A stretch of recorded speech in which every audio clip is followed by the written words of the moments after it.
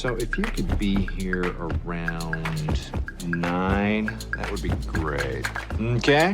Well, listen here. Hello, and welcome to 90 Day Fiancé MK. I'm Mr. O, and today, Miss H and I will be discussing Season 5, Episode 4 of Before the 90 Days. In this episode, Ella casts some spells and Johnny gets some herbs. Mike meets Ximena and her kids, and her whole extended family.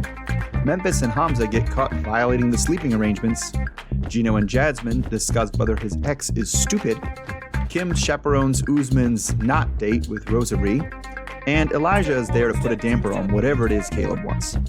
As always, we'll end with our Students of the Week, class dances, and life lessons. If you like what you hear, please give us a 5-star rating and subscribe. And if we'll be watching the upcoming season of Love During Lockup, we'll be covering that on our other podcast, Love After Lockup UK. All right, thanks for listening, stay safe, and enjoy.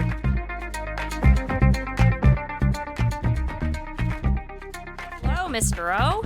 Hello, Miss H. How are you? Happy New Year. Yes, Happy New Year. This is the first one of the new year. Good job. I'm doing pretty good. This my school's back to virtual for the next couple weeks, so things are going crazy. Yeah, and they finally today said, "Oh, I guess you can work from home instead of coming into the building to teach virtually." Oh, so, well, yay. la-ti-da.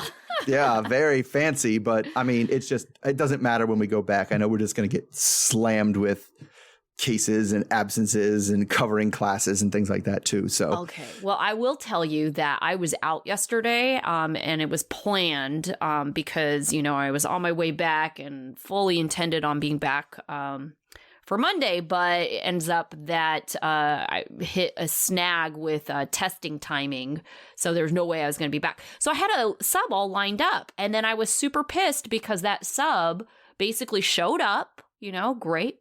And she got pulled into another because they were like, "Oh, well, we need you more somewhere else." It's like, what the hell? Yeah. I set that up so my students could do something, and then you decide to pull the sub for someone else who was in more need. That made no sense to me. And I didn't have as many students as I thought would be out. So I saw half my group today because we're on block schedule. And I think I only had 4 absences total through the whole day. So I don't know. I'm hoping it stays that way. Well, we'll see, because before break for me, my school had 500 kids on quarantine. Oh my goodness. So that was before Omicron hit, and that was already like begging teachers to cover during their planning period and bringing in like security to cover classes and all kinds of stuff already. So it makes sense why we switched the way we did. Right. We actually are offering free at-home testing. Okay. So you just go to the front office, pick up a little test or whatever. So we don't have any of those in stock. Nobody can get a hands-on test here. We just got them, I think, on Monday. They were later than they said they were going to be, but I mean, that's still pretty good. So hopefully the ones that are sick are okay. We've definitely turned this into.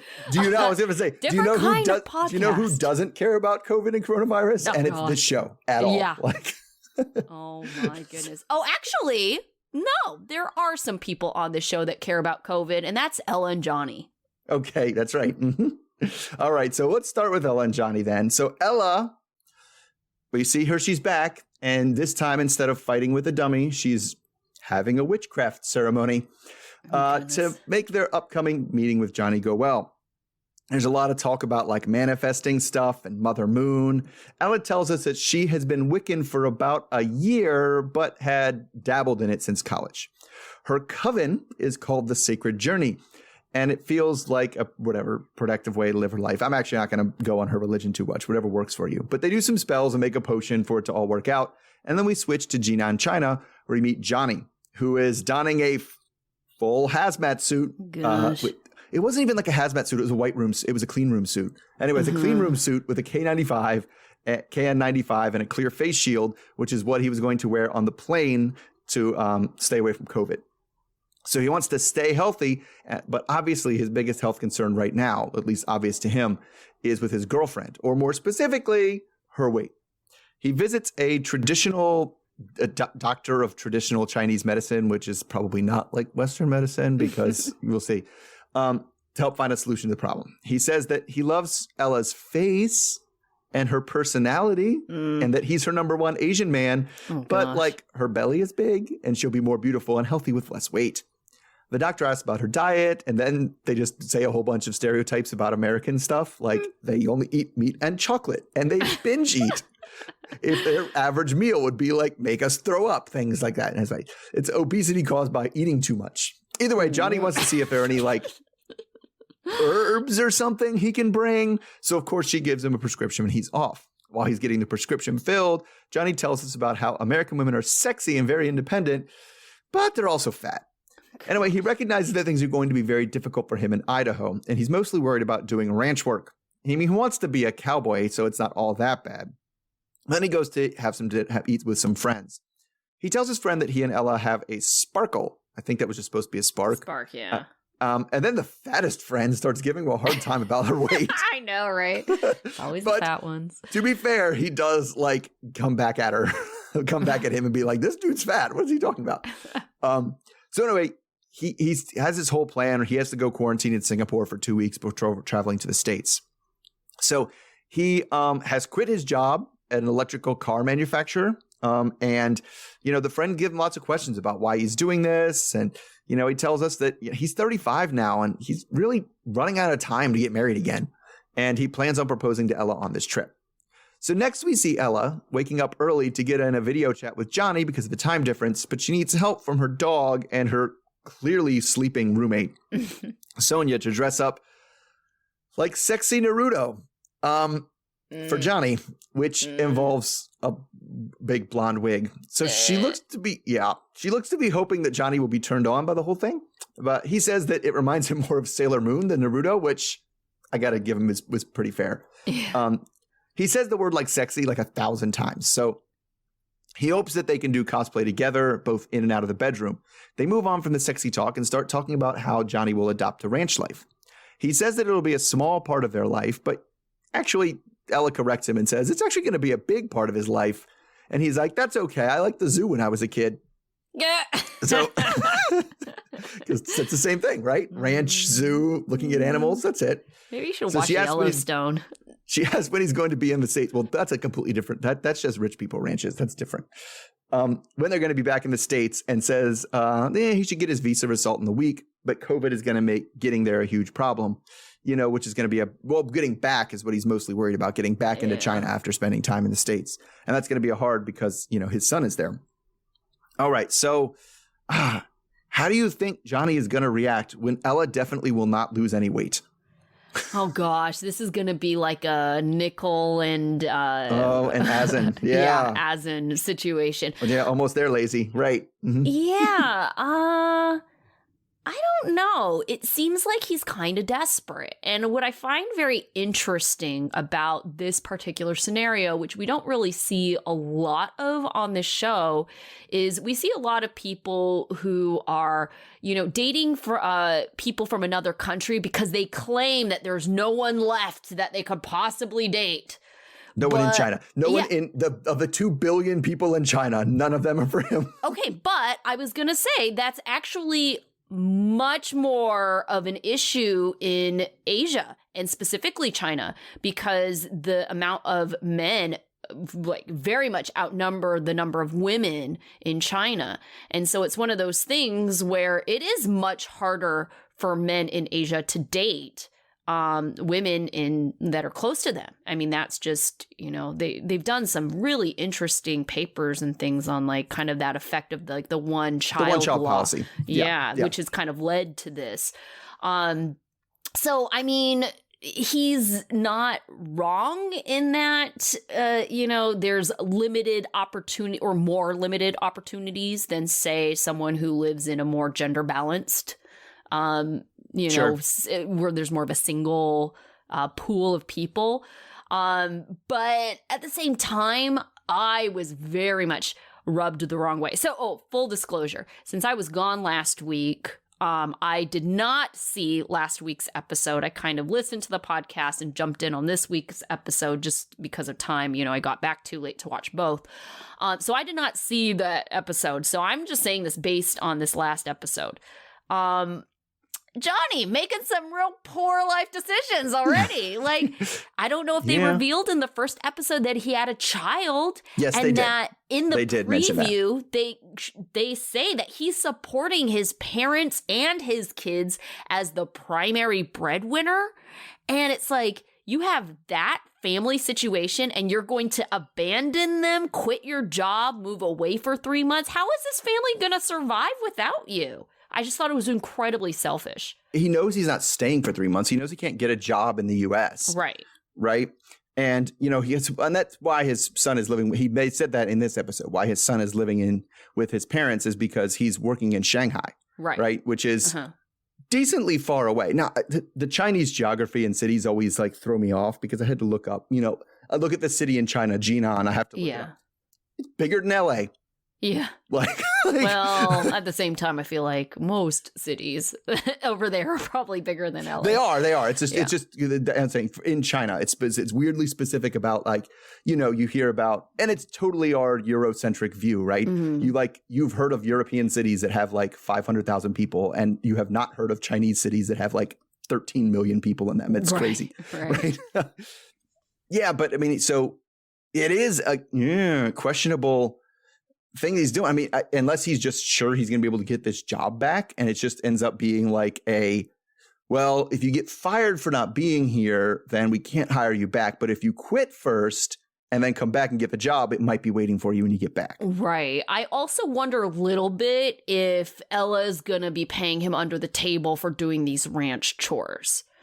I mean, she should. If he's actually contributing to the ranch, she should be getting something out of it more than, you know, Naruto cosplay. Oh gosh, which he questionably doesn't even like. I mean, yeah, we're just confused by it.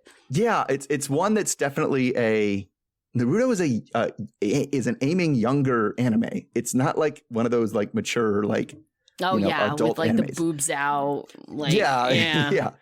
I was gonna say I don't even recall like very many women in it. And they're like kids, though, right? Yes, they're like kids. I don't know. Yeah. It's been on forever. There's like, you know, 1,000 episodes of it. So I've never watched very much of it. But like, I don't know. It just, there's a lot with Ella. And I don't know if Johnny is prepared for how much she's gonna be if he even gets here. And that's the thing we're also questioning now too, right? He's still waiting on his visa to come through. He's gonna come through Singapore. It's a weird situation. Not really. Have we seen that before on Before the 90 Days where the other person came to America? Or I thought Before the 90 Days was almost always, have we? Actually, now that I think about it, I think I might be getting it mixed up with the other way. Because I was thinking Ji-hoon came to America. Yes. But they were on the other way, and that was a weird... But they might have been on the other way after Before the 90, so you might be right on that. No, I think they were just on the other way, because I think what happened was they came to visit first because she was having the baby here, and then she was supposed to move to Korea after. So let's just briefly touch on the weird parts of their physical relationship. I feel like that poor dog has seen some shit. Oh, he has. So I feel like we left out last week. We kind of got lost in the mix. Ella had an extensive vibrator collection. Oh, gosh, that poor dog. So that poor dog has definitely seen some things. Oh. Because she is not. And that dog is just going to be like, yeah, I'm sitting on this bed. I don't give a shit. Like, you're going to do your business, whatever. Like, oh, God. Also, I just thought it was incredibly rude, yet kind of funny, but mostly rude that his friend is like, well, aren't you worried she's going to squish you? I mean, his friend is like, I like how his friend automatically assumes that she's going to be on top for most of the time. Like, because that's the only way you're getting like squished, right? Like, yeah. And also, I love how it was the fattest friend that asked that question, the fattest friend that said it, yeah. Like, won't she squish you? It's like, I look at you and I feel like you would squish me. Right? Well, and it's definitely something like, I mean, I would worry about it more the other way, like with a fat dude. Mhm. Because even when, I'm going to be very specific about it, even when the girl's on top, most of her weight is on her knees, not on you. All right. Okay. Oh gosh.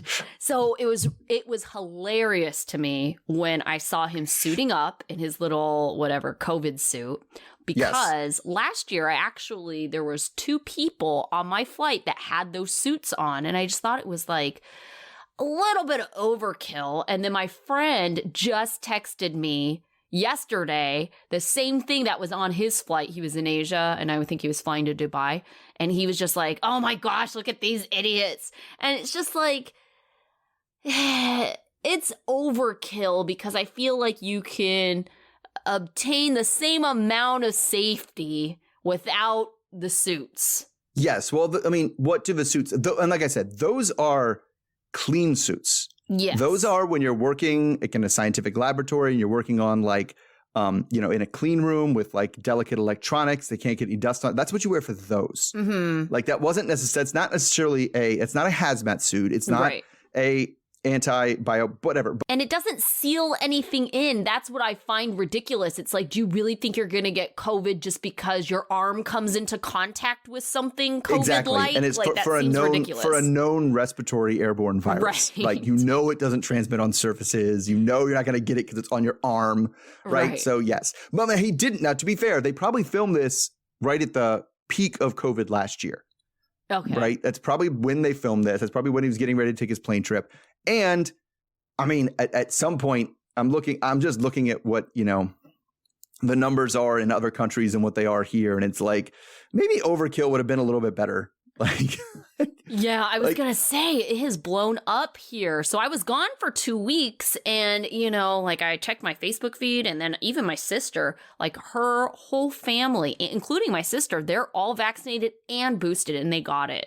Yep. And so it's just crazy, it just seems like vaccination status doesn't seem to matter when it comes to the transmission. Now, I will say that it does matter when it comes to hospitalization rates, but, it just seems like everyone was getting it, and, everyone was worried about me being away and traveling. No, they were probably way fewer cases in Thailand than there were. Well, and I was going to say, and in my particular situation, we were basically quarantined on a boat for 12 days. And so it's one of those things where it's like, I felt like I was in the safest position. We all had to take, everybody on the boat or at least my group took a test before we got off, and we were all negative, because my sister was saying, oh, it doesn't even matter if you're negative now. She's like, I tested negative twice, like with, when I found out I had exposure before I had a positive. You're going to be positive. And I was like, how? That's not possible. No. I mean, that was safer than going to a Laker game or something. That's for sure. I know, right? Okay, so let's move on to another couple that we didn't really see much of, at least on this episode, and that's Gino and Jasmine. Gina, he's gonna be Gina now. Yeah.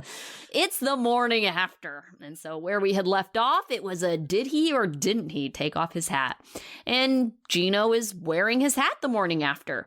He makes a joke about Jasmine blowing him, away, and then he giggles like a teenage boy. Jasmine describes Gino as savage in bed, and for the record, Gino didn't need the blue pills. Gino eventually did take off his hat once the lights were off and she couldn't see his head, but she could at least feel it. They later go souvenir shopping, where Jasmine calls Gino's ex-wife stupid and protests all the Brazilian decor that Gino has in his house that his ex-wife had bought. Gino has learned never to talk about his ex because Jasmine gets mad and won't talk to him for like a day.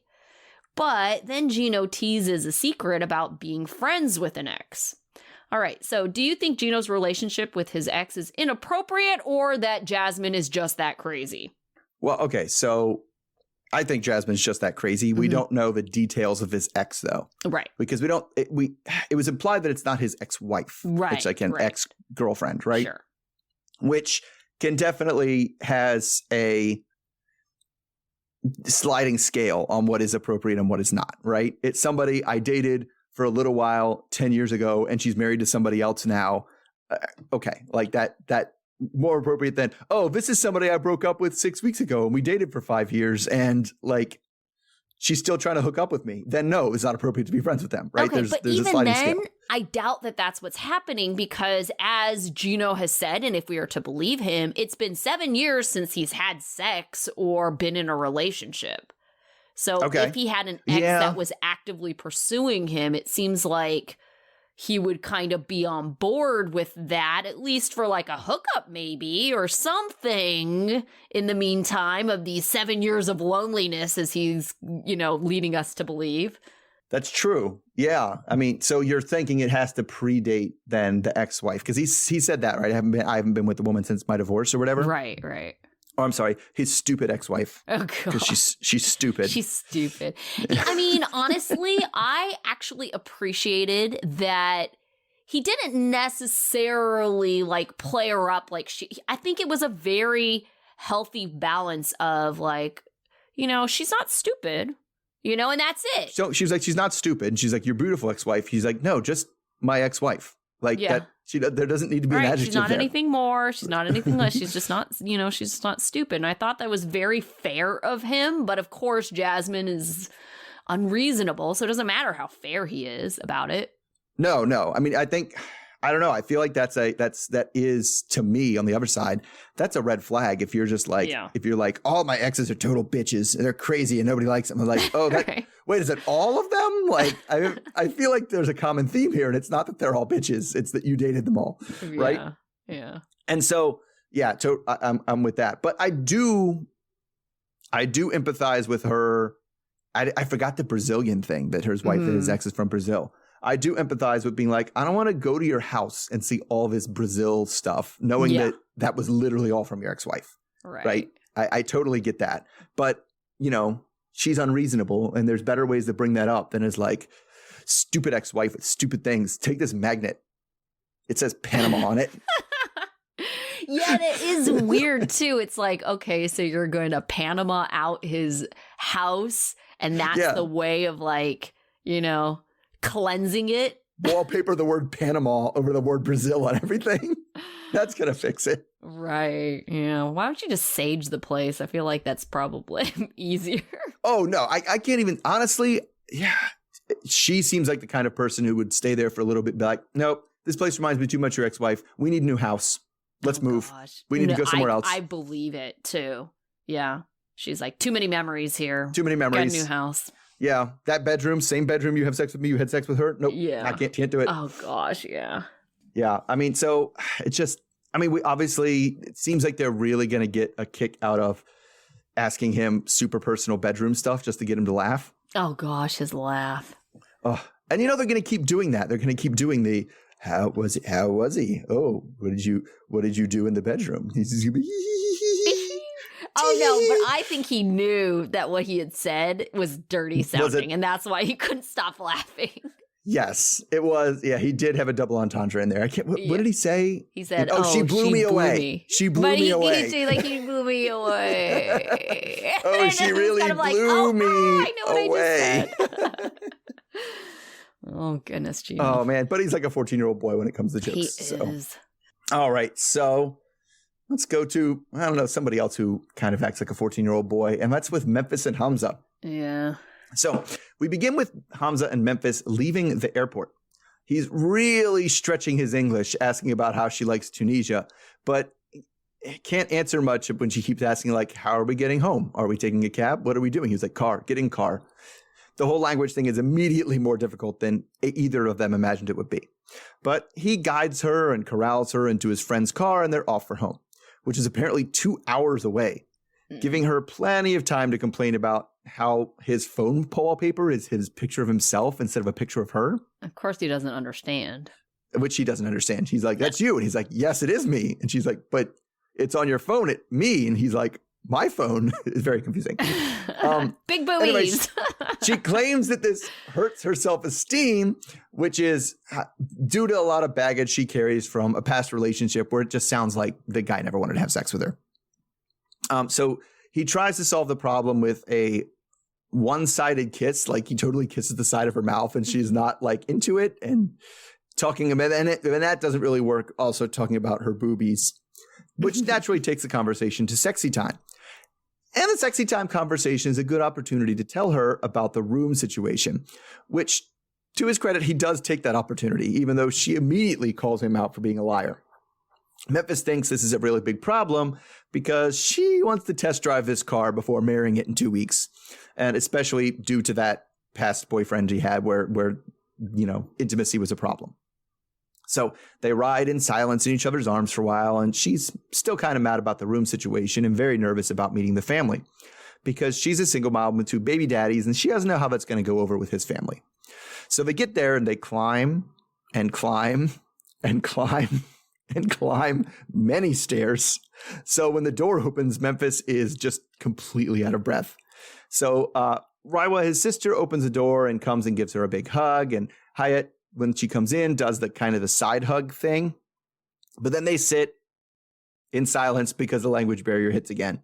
As Memphis, it seems like Raiwa speaks a little English, but Memphis is just rattling off way too fast, so she has to slow down. Gosh, I know. She's so, not cognizant of how fast she talks. Yeah, I get that. And especially people get nervous, and I know a lot of people, when they get nervous, just start talk. So anyway, they both want to get to know her better, but they're like, we met her one night. We won't know her very well right now. It takes time. So then Hamza takes her stuff into the room, and she wants to have an important conversation. Basically, how she's not about to marry somebody that she hasn't had sex with. So how are we going to get that in the meantime? So his plan is to sneak into the room after mom goes to sleep, and they can do it quietly, because that's what everybody wants their first time is, shh, don't wake up mom. Thank God. Again, like a teenager. But anyway, Memphis would rather get a hotel room so that they can be respectful to his mother, not violating her house rules, and also not have to be weird, sneaky, and quiet. So, and that's especially true because, mom's supposed to approve this whole marriage. So we kind of skip, though, to the next morning, and doesn't seem like that hotel room thing happened, as Hamza's definitely in Memphis's room, and mom is knocking on the door to wake up Memphis. And as when she's about to knock, Memphis opens the door and is like, oh, hi.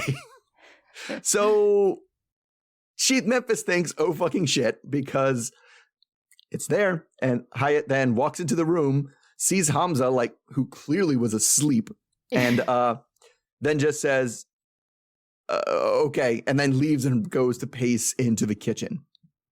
All right, so, geez, could you think of any worse way to get introduced to somebody's mother? No. I mean, they met the night before. They did meet the night before, so I get that. It could have been the actual first meeting, but I'm just thinking the first time you're going to do something, you meet them, and then the next time they see you, you're in bed with their child. It is not good. I mean, it's not good all around. Based on what I saw on this episode and the preview, I don't see this happening.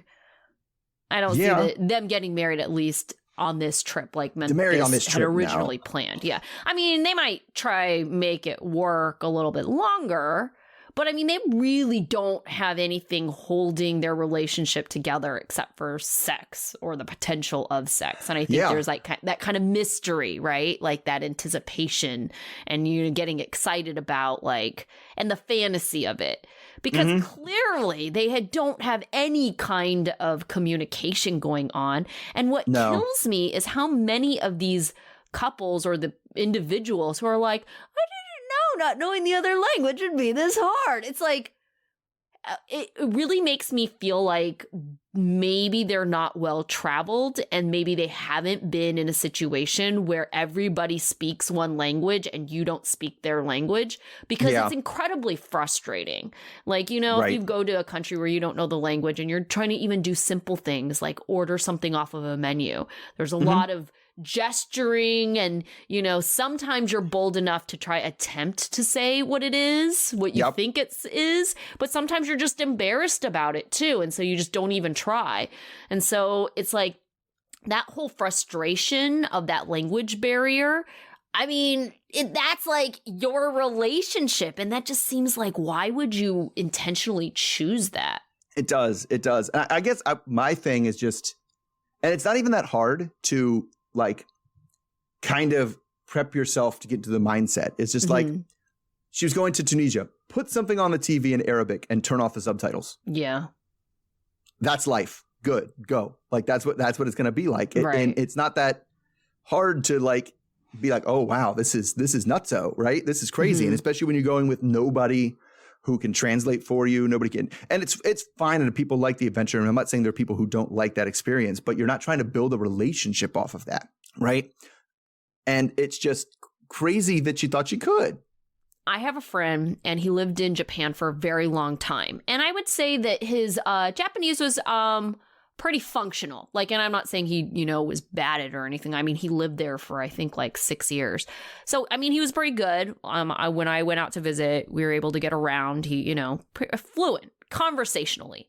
But he struggled dating people there because even though he was able to communicate with them, being able to have more deep conversations was a challenge. And he would say that to me all the time. He would say, like, oh, yeah, I'm attracted to them. They're attracted to me. It's not like we don't know about, things that we're interested in. We can talk about things like, music or, movies or things that you did that day. But he's like, to have a deep conversation, that's not something that is typically in kind of like your basic levels of language. And so it's very difficult to have serious conversations with them. Oh, yeah, I totally get that. I mean, everything seems to be the first things you learn. And when I say the first things, that is dealing with years in is still mostly functional stuff, right? Yes. Food. Well, prices of things, how to get around, where's the bathroom, and then even when you get into like you get farther along and you're having actual conversations about what kind of music do you like and what kind of movies and where did we go this weekend and we're going to do this and making plans, and you can get by totally. But yeah, that like deep emotional talk, we're getting in touch with your feelings, because native speakers have trouble with that. Like, right. I want to make sure I say this right. You know what I'm saying? Like that's hard for me to say it and do it in English, let alone something like that. So I just don't know how she feels connected to him at all.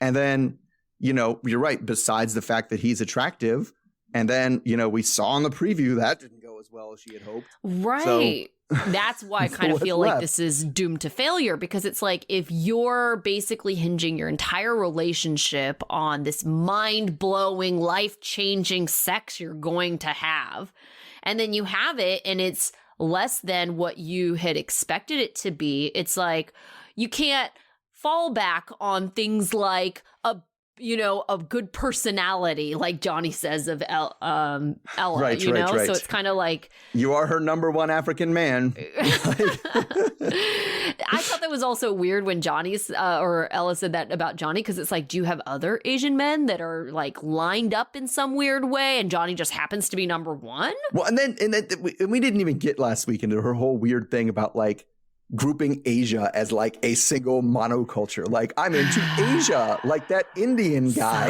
and also these Japanese people and this Chinese guy, like all the same. Like it was very sigh. Yes. Yeah, but like, but I mean, at least I'm curious about how it goes. We saw in the preview, things went a little faster than she had hoped. Yeah. Which is funny because it sounds like the opposite of what her other problem was. She was like, before the last guy I was with, we had intimacy problems. She felt like she was not attractive and he didn't want her. And then this one's just like, oh, hey. And like, clearly it's not that you weren't attractive. Like that was not the problem. But at the same time, if she's not getting hers, then it's frustrating. It's frustrating for a different reason, I guess, is what it's funny to me. Two things about having that kind of conversation, I'm sure we'll talk more about it next week when it actually plays out, is that one, you're expecting him to understand what you're saying to him, because once again, this is not your typical practical conversation. And it's something that's usually couched in like not metaphors, but like idioms and like cliches. Yeah. Mm-hmm.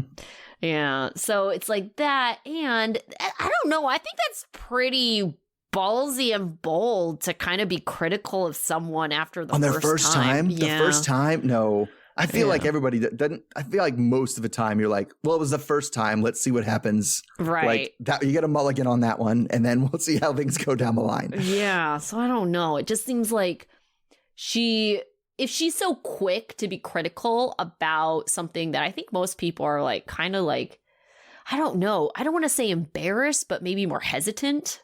Want to hold back, especially at the beginning. It just seems like this is the personality of someone who is going to constantly be nagging and being critical of you for the rest of your life. Fair. That's fair. If they even get permission from mom, because I don't even know how you get permission from mom at this point. After that. Yeah. Like, I have no idea, but I guess we'll find out. So let's move on to another couple where the language barrier was an issue, and that's Mike and Ximena. Mike has finally landed in Colombia. He's nervous about their chemistry, and if, I guess, she is who she says she is. Ximena is waiting for him, and they both run to hug. Ximena starts crying as they kiss. Mike thinks the first kiss was amazing. Well, Ximena thought it was very small, and speaking of, she thinks he looks much smaller in general in real life. They make small talk in the car as Mike gets a phone call and quickly rejects it.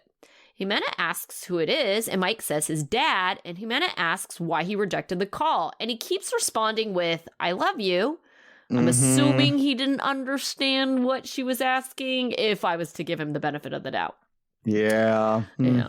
So they go to eat and sit in relative silence, not even really looking at each other.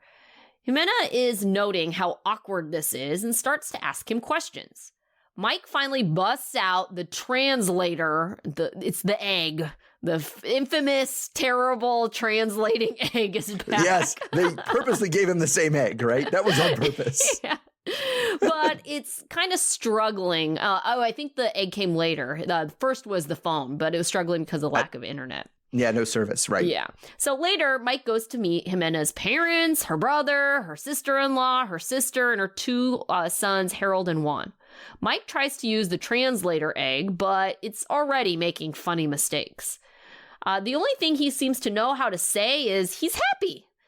Ximena's dad doesn't really see them having a future because of the language barrier. The family thinks the translator is garbage. Ximena wishes she could help him, but she doesn't know English, so, he's on his own. He awkwardly hugs the kids and tells them that he loves them. Yeah, I think that's another phrase that he knew, I'm happy and te amo. Yeah, oh my gosh. So he's just telling everyone he loves them. Yeah. So the boys say they really like Mike and want him to be their stepdad because he's the best boyfriend they've met. Later kind of implies that they've only met this one. I don't know, other than their actual fathers.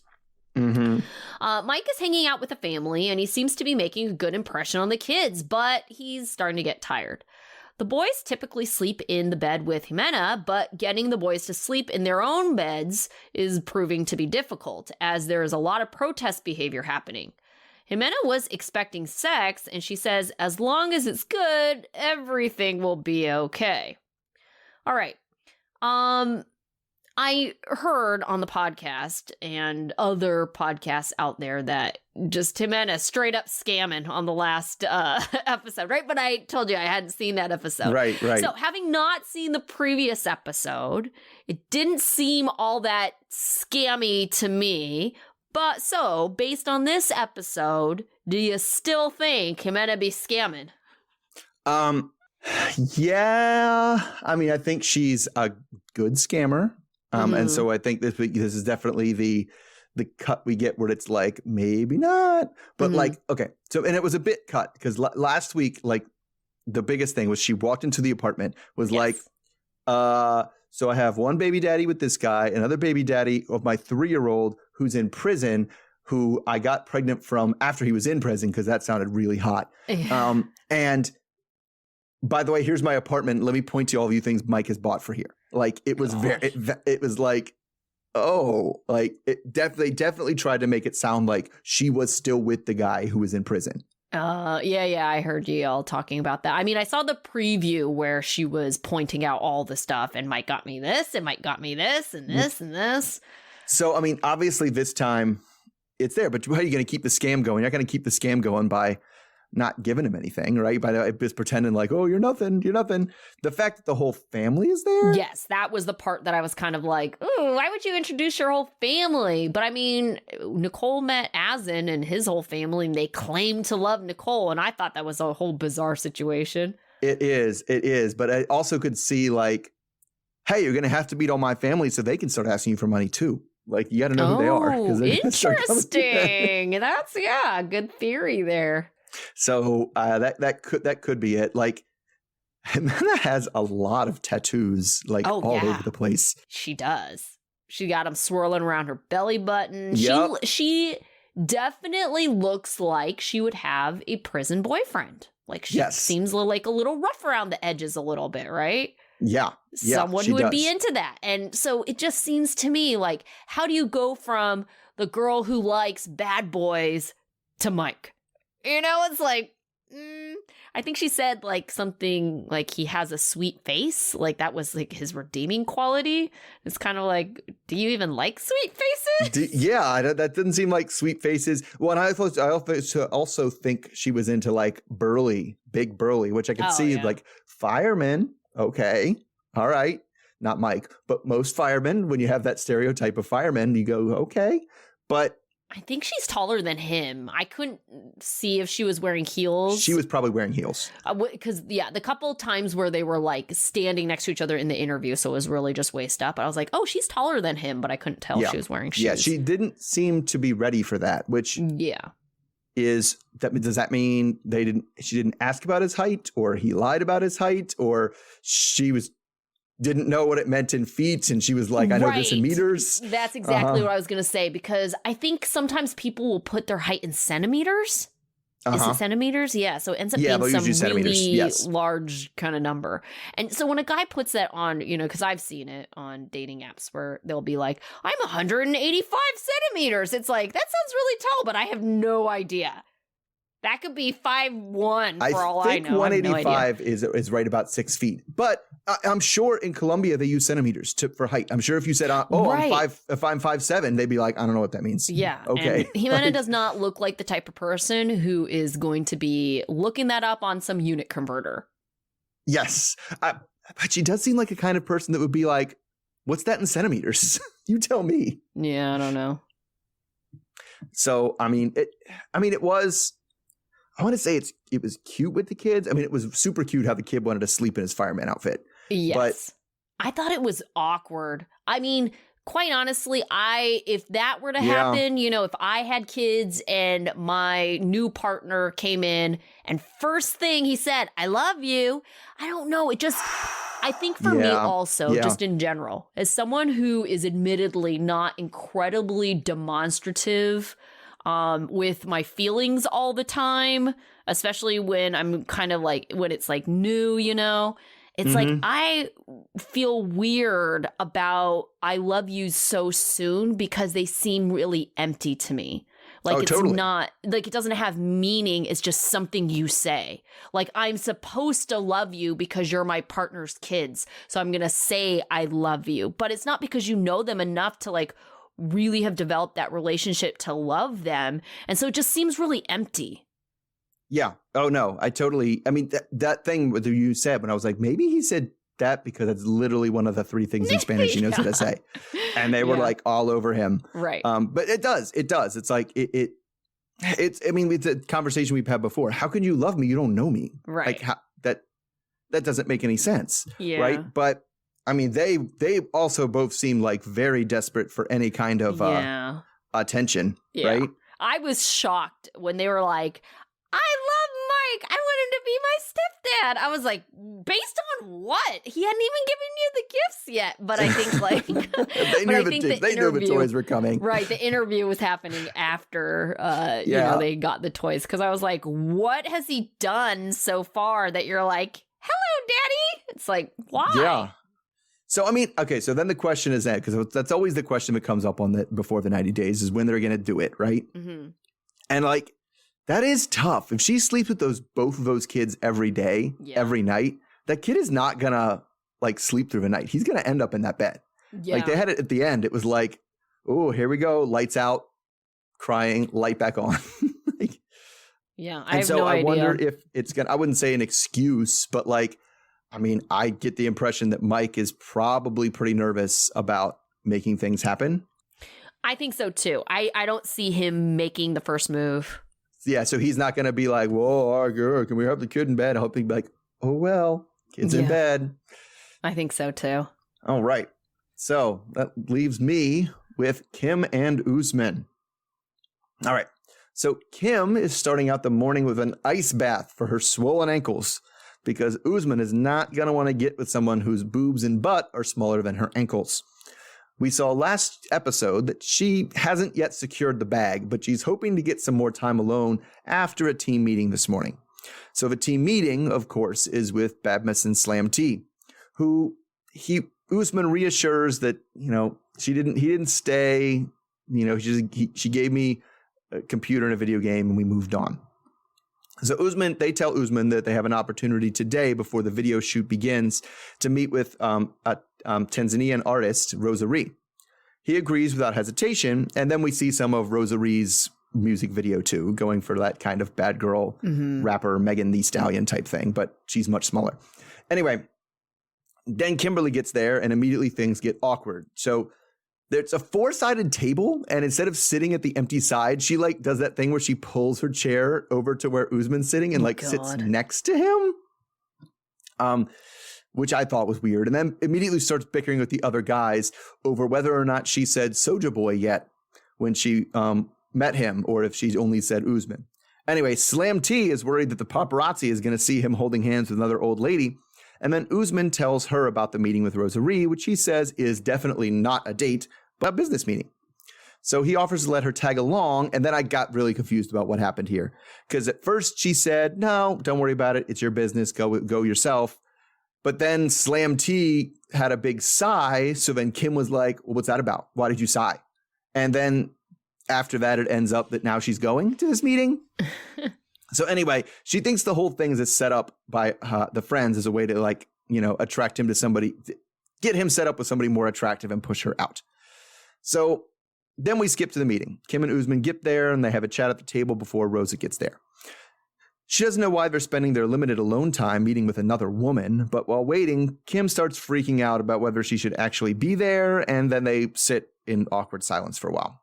So Usman is increasingly doubtful about his decision to invite Kimberly here when Rosa finally shows up. She orders just the water, and then Usman gets down to business, but she ordered it in Swahili, so they talked about that. He needs some dancers, and she's very gracious to be like, I got you. All you have to do is ask. I'll hook it up. And, Kim is kind of upset about that. She feels like now she's at the third wheel in a meeting that doesn't involve her at all, which is true, but it's making her jealous. So she eventually, Rosa does, asks, what is this lady doing here? And then they explain about how she's his potential. And then, she gets back in her good side because when they're talking about the relationship, Usman says the word marriage. So done. Fantastic. Kim's happy. So and then they kind of talk about how it makes Kim the potential wifey for Rosa because they're friends and your friend's wife is a wifey. It was a whole thing. Yeah. Even if Kim does think the whole thing is a shady setup. So I'm going to start about that. What do you think about Kim's theory is being a setup? Does it hold water for you? I don't know if she means setup like trying to replace Kim. Yes, that's what she means. She means they wanted him to go on with this girl as a not date, hoping that he'll hit it off with her and dump Kim. That's what she thinks is going to happen. I kind of think that they don't necessarily care about Usman's actual relationships. They care about the image, right? And so if he can be seen with this person, and if he ends up being friends with this person and kind of running in the same circles as this person, it would be very good for his image. So I think that's what they really care about.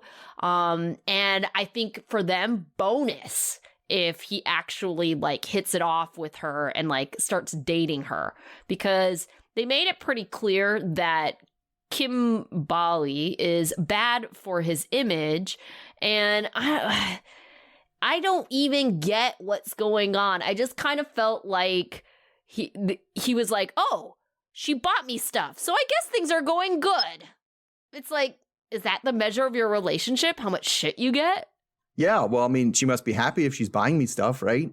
That's good. I mean, this is a little bit of a different one. Like, she's very, very insecure in this relationship. I mean, as she should be. He won't even call her you're my potential girlfriend. That isn't even a thing. Every time I hear it, I'm just like, stop it. No, it's like, I feel like we have that thing. It just, you don't go to Africa for that thing. That thing for me is, the phrase I would use is someone I'm talking to. Yes, right? I was just going to say, the way I kind of see it, there's levels, right? Yeah. The very bottom was what I would say. I'm talking to someone right now. The next one, I would be like, I'm seeing someone right now. I'm dating someone right now. This person I'm in a relationship with. Yes. And that's when they get the girlfriend boyfriend that goes with it, right? Is relationship. Well, okay, even before relationship, I would say maybe even a baby step, and sometimes it's completely skipped over, is just the we're exclusive. Okay. I can see that. Yeah. But yes, so at best, potential is seeing someone. I feel like it's still talking to someone. Yeah, I feel like it's talking to someone too. And it just sounds stupid. My potential girlfriend. So, like, and to me, that would be, I wouldn't go the other way. If I was talking to someone and they were like, here's a fucking PS5, I'd be like, what do you think this relationship is? Like, it would scare me off, right? I think it kind of depends on like where you are, right? Because are you kind of thinking it from the perspective of this is something that I don't need, or if I really wanted, I would buy it myself? Well, yeah, that's pretty much where I would be at. It's 100% a gift. Yes. Yeah. So I think in some ways, like, you know, maybe he really needed a laptop. So let's kind of put it in perspective of, you know, things that you would really like. If someone were just to buy you a car, right? Be weird. Oh, I'm not saying it wouldn't be weird, but you'd be like, I really needed this. And it would be one thing if it was like, I totally would get it if he was like paying for the PS5 and was like, oh, sweet, you got a hold of one. I can't get those here. They're only in America, right? Or the MacBook Pro, because that was the laptop. It was a nice laptop. Yeah. Right? But that's not what it seems like. It seems like she is 100% trying to buy his affection. Yeah, definitely. I saw it that way too. And I mean, they continue. But now we kind of see the other side of that coin where she has the jealousy. Yeah. Right? And that thing of, you kind of called it from her from the very beginning, where she wants to be cool, but she's not. Right. Like, she wants to be the cool girlfriend. Like, oh, yeah, you can have a meeting. Oh, you can go on this pseudo date with someone else. Whatever. Yeah. And then, but really is like, I don't like that. I think I should be there, but not really, but I shouldn't, but I don't. And then, And it's like, thankfully, this woman they met with was, you know, charming and she was super cool. Like, I want to be friends with her. Oh, yeah, I definitely would be friends with her. Yeah, she was awesome. Because she just rolled with it. Like, this is a weird thing. She was like, I'm gonna go with it. That's what you got. That's the vibe you got throwing out there. I'm gonna be on it too. I know. And yeah, she was totally cool. But at the same time, like, someone that's that cool is like so above Usman, right? So it's kind of like, you don't have anything to be worried about. Yeah. You think she's even giving Usman a second look? She's just like, whatever. No. That's why she can be. Part of the reason you can be so cool is because you don't care, and you don't care because they're so far below you. What's the point of caring about it? Right. So, all right. Let's talk about Caleb and Alina. That's the last couple we have to talk about. So it is the next morning. Caleb is bringing Alina coffee in bed. He tells us that nothing happened physically and prattles off a multitude of reasons why. He was tired. She was tired. He was tired. Tired. Yeah. Plane ride. If he felt bad. Also, she took too long to wash her face. Oh, yes. So Alina's upset they didn't even cuddle and there was no affection. Instead, she says she went to wash her face and he fell asleep. And he says, well, it took you 10 minutes to wash your face. So she says she's not a thirsty ass bitch and wasn't begging him for dick. He says that now he's had some sleep, he's a whole different person. More terrible person, and he's in a great mood now, so let's forget about the night before. He pulls in Alina for hugs and cuddles, and all is forgotten because of his manly arms. Caleb gives her some presents, including a trash necklace. He tries to spin it, saying it's eco-friendly, and then he gives her a backpack that he intends on carrying her around in on hikes. She actually finds it kind of endearing rather than offensive. Caleb is struggling to help Alina down the stairs where he's not actually dragging her behind him, but they make their way down the stairs to meet with Elijah. Caleb calls Elijah stunning, although it did seem a little condescending. Elijah is trying not to be judgy. He gets the girls let's dish pose on and asks Caleb how yesterday went. He was surprised that Caleb fell asleep. Caleb gets sassy and a bit defensive about it. Elijah isn't sold on Caleb, and he feels like there is some tension there. It's pretty clear that Elijah doesn't like Caleb, as they are both weirdly passive-aggressive over how to assist Alina with her wheelchair. They all go sightseeing, and Elijah and Caleb get a chance to themselves. Caleb immediately starts talking about energy and chakras, and Elijah has a what the fuck moment before he talks about how Caleb needs to respect Alina's needs. Caleb is annoyed that Elijah is now going to go to dinner with them. Elijah points out Caleb's rudeness of pouring his own water first and taking a sip of his cocktail before everyone else. Caleb then makes a toast to his best friend, Alina, which Alina is clearly disappointed by. Caleb asks Elijah about Alina's last relationship, and Alina reveals that she was living with her ex until recently. Oh, she revealed it to us, not to him. Mm-hmm. Alina didn't tell Caleb about it because she was scared Caleb would lose interest and not pursue her. Caleb then hints for Elijah to leave, and Elijah hesitantly says, oh, he's tired, and excuses himself. Caleb suggests they go back to the room now that there is a sense of serenity now that Elijah is gone. He takes Alina back to the room and kisses her almost immediately, and then throws her on the bed, and they start making out, and they're like all on top of each other, rolling around. Yeah, there's lots of rolling in like 3 seconds. He sounds like he seems like an exhausting person to sleep with. Like he's gonna switch positions every 3 seconds. God, he seems like an exhausting person to be around. Okay, so Caleb was definitely like claws out, sassy, condescending. You know, he was not so kind to Elijah, and I get it. Elijah was also kind of equally guarded and, you know, ready to be passive aggressive. But did you think Caleb was out of line in this episode? I mean, I think Caleb made some mistakes. Mm-hmm. I you know, that weren't great, and I don't think he's a great thinker, and I don't think he thinks his acts through.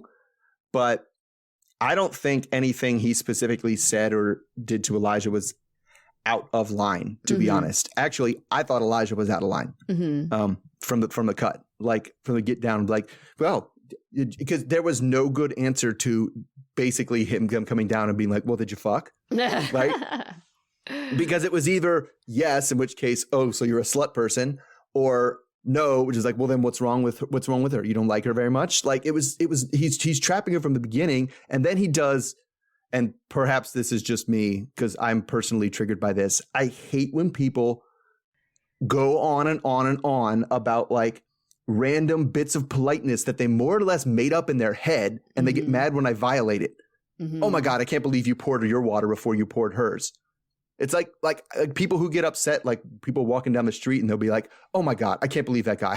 How disrespectful. He let her walk on the inside of the sidewalk."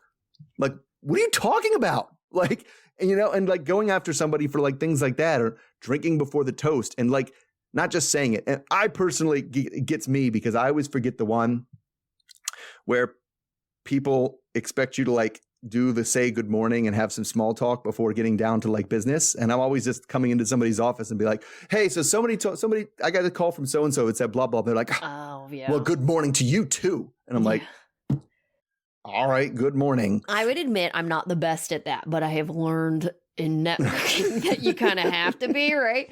Okay, so that's interesting that was your take on their situation because speaking specifically about how Caleb poured his drink and Elijah kind of called him out on it.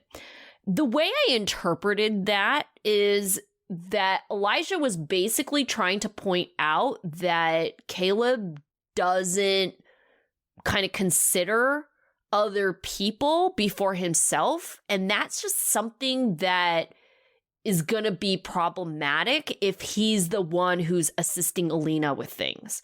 This kind of like me first attitude. And then you're kind of like, oh yeah, Alina, she's back there somewhere. Kind of like how he was like, me first and charging down those stairs. And Alina's like, what the hell? I can't walk that fast. You're basically dragging me behind you. I mean, I'm not saying that Caleb isn't wrong and that he does primarily think about what he wants, but like, that's not Elijah's job to say that to him into his face. It might be his job to tell Alina, hey, this guy is always putting himself first. Did you notice how he came down the stairs first? Did you notice how he poured his drink first? Not to correct him like he's my goddamn godfather or something like that. You know, that's not your, no, what are you doing telling me what to do? A grown man tells me what to do. I'm going to be pissed. Somebody I just met is yelling at me about whose drink I poured first. I'm going to be pissed. I do think it is some cultural stuff for sure. And I also think that Elijah is really taking his role as protector very seriously because I think he knows that Alina would not confront Caleb about it. Although I would also say that she seemed to defend herself okay. Like when she was talking to him about, you know, him falling asleep and she was kind of expecting more. I mean, she brought that up on her own. She didn't need Elijah there for that. Yeah, I mean, I definitely feel I definitely got a vibe that she's capable of more than Elijah gives her credit for. Both with that kind of stuff, like, oh, he needs me to correct her. And she did fine with him falling asleep. And then he bought out the presents and she was like, so this is like trash that they turned into jewelry because nobody wanted it? Is that what this is? You got me trash?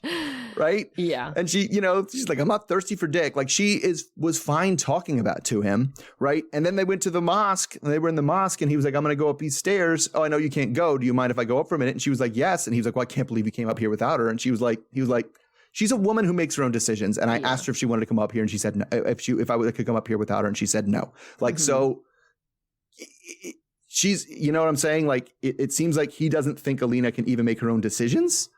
And like, well, I know you said that, but I and maybe people are like that. And people who are like that need to get over themselves. Like, I know you said I could come up here by myself, but I really didn't want you to.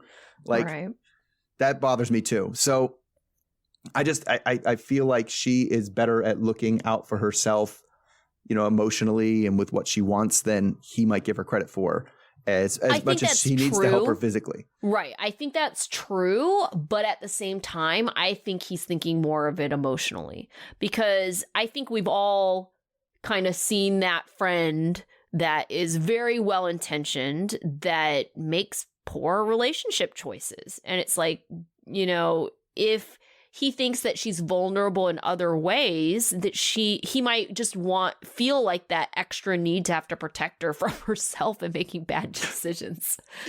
Yeah, but I don't see how going after the guy in public in front of her. In fact, I can see how that could backfire.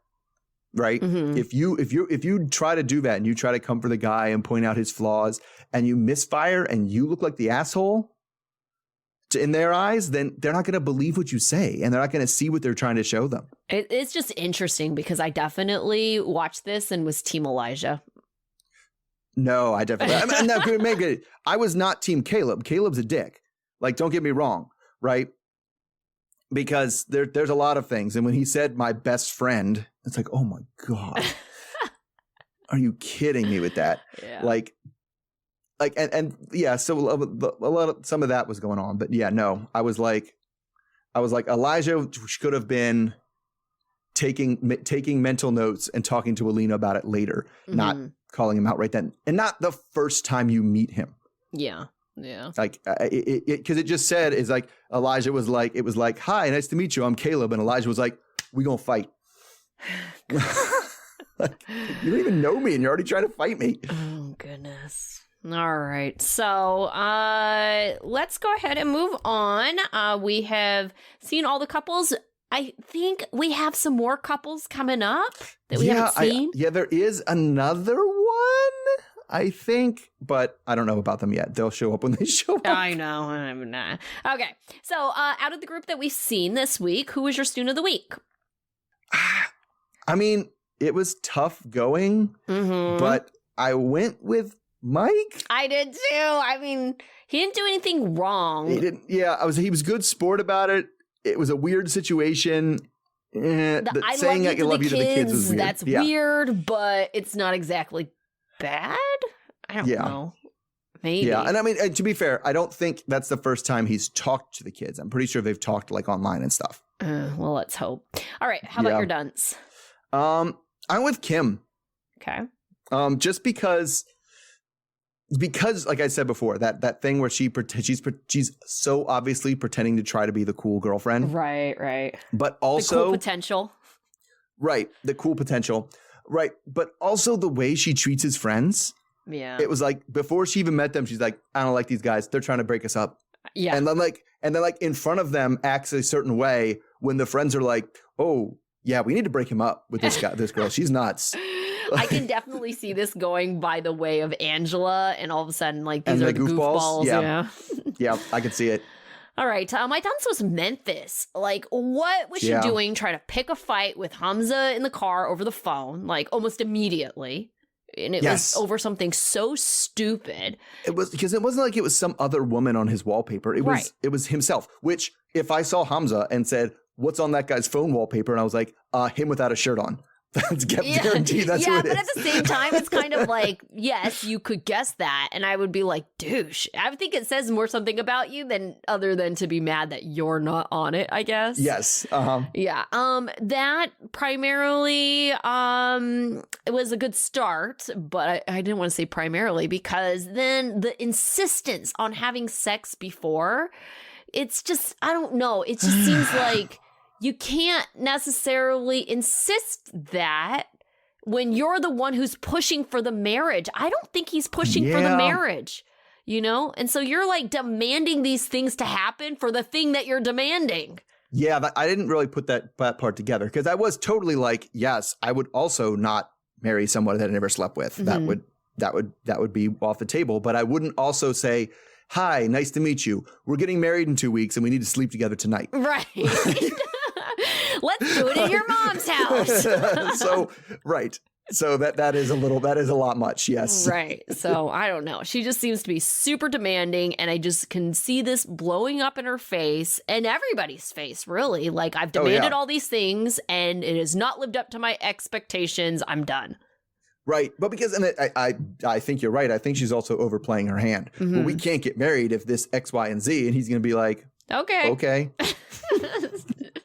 We won't get married then. Fine. No problem. Right. He's like, I thought you're the one who wanted to get married. Because I guarantee she bought her own ring. Oh, yeah. Totally. He's not buying her a ring. Oh, yeah. Yeah. Sexy time ring. Sexy time. Boobies. Boobies. Yeah. All right. What about your life lesson? So my life lesson is pretty universal, pretty always, but this one came up specifically for Johnny this time. Never expect anybody to change either mentally or physically just because you're in a relationship with them. Oh my gosh, right? Like, it doesn't happen. That's very, very true. I'll be the magic one who changes them. That's what's going to happen. Like, I know, right? That's such an immature, I think, view. You get and I don't mean that like as derogatory as it came out, but it's more so you see that more with younger people, right? Yes, that's true. Kind of mentality. It tends to happen. I don't know how many Johnny's had one other relationship, because it tends to happen because you try it 3 or 4 times and you're like, this doesn't work at all. Like, nobody ever changes. Yeah, and I think also maybe you have that attitude because when you're younger too, people are less set in their ways. And then when you're older, you realize ain't no one changing because everyone's really set in their ways. Fair. Yeah. Okay. My life lesson is inspired by Caleb. Always do your best to make a good impression on the friends. They will either be the biggest supporters or the biggest enemies of your relationship, depending on if they personally like you or not. So, I say it's inspired by Caleb, but really Kimberly too. It's just kind of like, we see this all the time where the partner comes at the friends, and it's kind of like, guess what? The friends are going to be plotting how to get rid of you if they don't like you. So, at least try. But you have to come up with, and I feel like in both of their sick cases, I feel like the way they justify it to themselves, they come at it, is basically, in both of those cases, they think that these friends are here to cockblock me. That is the only reason these friends are here. That's all they're doing. So they are my enemies immediately, and that they don't want to like me. What's interesting, though, and about this, and this is because I really do feel this way, especially with friends of the opposite sex, so same sex as the partner. It's like I would always be able to tell, my guy friends when I met their girlfriends, their partners, how it really said a lot about their character if they were nice to me, because they, if anything, they could be jealous or suspicious of, the friendship.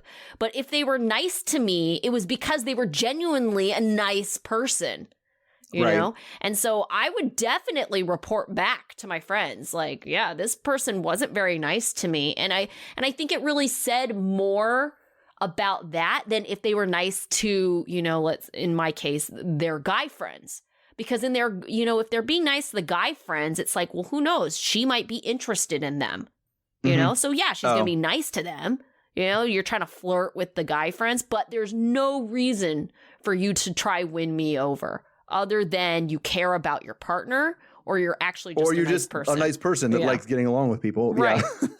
Yeah. But if you're going to flirt your way to having the guy friends like you, that doesn't really say anything about you. Yeah, that's fair. That's fair. I don't know if that has much. Well, because I suppose so. I see what you're saying. Yeah. All right. So I will hopefully be caught up by next week. But we will be back next week. And so will this show. Yeah. And then I think, also next week is when the Love During Lockup show starts. So that's going to be on our other channel. I have mixed feelings about it. I feel like it really could go either way, especially based on the weird trailers we've seen for it. They're so weird that I kind of worry about the execution of the show. Yeah, I do worry because I totally, because it seems like some of the weakest episodes of the season are before anybody gets together. Yeah. And it's going to be like, that's going to be the whole season. Right. They're not going to be together, right? Well, yeah. So, yeah. But like I said, it's the trailers and their weird direction that make me really question who's editing this and putting together the storyline. So, yeah. So come see what we think about the first episode on our other channel and then come back here for 90 Day. Okay. Sounds good. We'll see you all next week. All right. Okay. Bye. Okay. Bye.